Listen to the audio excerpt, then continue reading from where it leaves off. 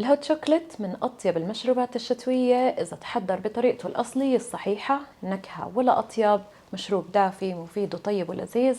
تعالوا نشوف كيف بنحضره مع بعض. رح أبدأ أولاً بتحضير خليط التكثيف، واللي هو عبارة عن نص كوب من الحليب السائل بحرارة الغرفة. رح أضيف له معلقة كبيرة نشا. هلأ بخلط النشا مع الحليب لحد ما يدوب تماماً، وهذا الخليط رح نستخدمه بالنهاية. هلأ رح أتركه على جنب. هلأ بننتقل على النار. اليوم استخدمت كسرولة أو طنجرة غير لاصقة، رح أضيف فيها كوبين من الحليب السائل بحرارة الغرفة. الكوب اللي بستخدمه هو الكوب المعياري اللي سعته 250 ملي، إذا أنا استخدمت 500 ملي من الحليب السائل. رح أحلي بإضافة معلقتين كبار سكر. هون رح أضيف معلقة كبيرة من الكاكاو الخام غير محلى. هلا رح أضيف كوب واحد من الشوكولاتة. استخدموا أي شوكولاتة بتحبوها أو متوفرة عندكم، قطعتها لمربعات أو مكعبات صغيرة حتى تسهل ذوبانها. ممكن كمان نستخدم شوكولاتة شيبس.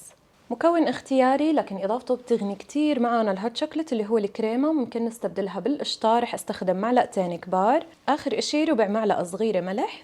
الملح هون بيوازن النكهات وببرز طعمة الشوكولاتة بشكل أقوى وأفضل. مباشرة هلأ ببدأ أقلب أو أحرك المكونات على نار متوسطة. لازم نحرك باستمرار، وأي إشي أو وصفة بتحتوي على الحليب لما نحطها على النار بنحرك باستمرار عشان ما ينحرق عنا ولا يلزق بقاعدة الطنجرة. وأنا هون بدي الشوكولاتة تذوب تماماً والخليط يوصل لمرحلة الغليان. شايفين هلأ مع التحريك المستمر بدأ الخليط عندي يسخن ويصير كثيف نوعاً ما. الشوكولاتة كلها دابت، بس طبعاً ما رح يتقل إلا بإضافة خليط التكثيف اللي حضرناه واللي هو عبارة عن الحليب والنشا. مجرد ما شفت الخليط قرب على مرحلة الغليان، بدأت هون تطلع عندي فقاعات صغيرة. ببدأ مباشرة أضيف خليط التكثيف مع التحريك المستمر. طبعاً هذا الخليط لازم نحركه قبل ما نضيفه. بسم الله الرحمن الرحيم. بصب وبحرك بهالشكل. بستمر بالتقليب لحد ما أشوف الفقاعات الكبيرة واللي هي دليل الغليان الشديد، وبهيك بصير الهوت شوكليت جاهز. وصل الخليط للمرحلة اللي بدي إياها. هلأ صار جاهز للتقديم. هلأ بنيجي للتقديم. اخترت الكوب اللي بدي أصب فيه. بدي تشوفوا معي قوام الهوت شوكليت كيف. بسم الله الرحمن الرحيم. قوام الممتاز، ناعم وكثيف نوعا ما فيه كتل مثل الحرير. أنا هون اخترت أزين بالمارشميلو. ممكن كمان نزين بالكريمة المخفوقة. ممكن نتركه بدون تزيين نقدمه مباشرة. ممكن كمان نرش على الوجه شوكولاتة شيبس. عندي هون شوية من الشوكولاتة، شوكولاتة الدهن، ذوبتها وعبيتها بكيس حلواني. رح أزين على الوجه كمان بخطوط من الشوكولاتة بهالشكل. طبعا هي اختيارية. وبهيك صرنا جاهزين للتقديم. مشروب دافي لطيف وطيب كتير، بتمنى يعجبكم وألف صحة. أما النوع الثاني اللي راح نحضره من الهوت شوكليت هو هوت شوكليت بالبندق. اختراع لذيذ مميز وبيختلف شوي طعمته وقوامه عن الهوت شوكليت العادي. راح أبدأ أولاً بتحضير خليط التكثيف، واللي هو عبارة عن نص كوب من الحليب السائل بحرارة الغرفة.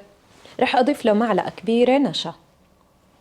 هلأ بخلط النشا مع الحليب لحد ما يدوب تماماً، وهذا الخليط رح نستخدمه بالنهاية. هلأ رح أتركه على جنب.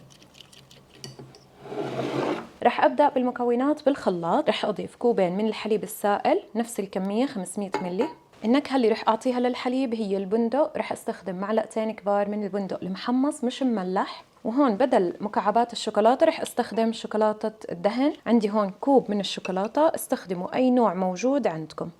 كمان رح أضيف معلقة كبيرة من الكاكاو الخام غير محلى، ومعلقتين كبار من الكريمة أو القشطة مثل المكونات السابقة تماماً، وربع معلقة صغيرة من الملح حتى نبرز النكهات. الاختلاف هون ما رح أضيف سكر لأن شوكولاتة الدهن بتكون محلية فيها كمية كبيرة من السكر، فأنا رح أعتمد عليها لتحلية المشروب. ما رح أضيف السكر نهائياً. هون رح أسكر الخلاط وأخلط المكونات لمدة دقيقة حتى ينطحن معي البندق وتتجانس المكونات كلها مع بعض.